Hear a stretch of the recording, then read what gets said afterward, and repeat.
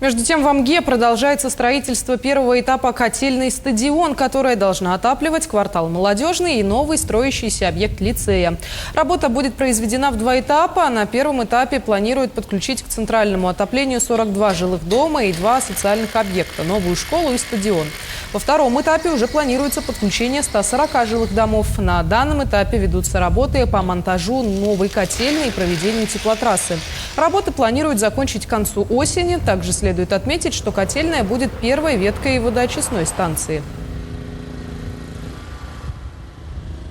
На данный момент практически на средней части идет монтаж колонн, закладные детали ставим.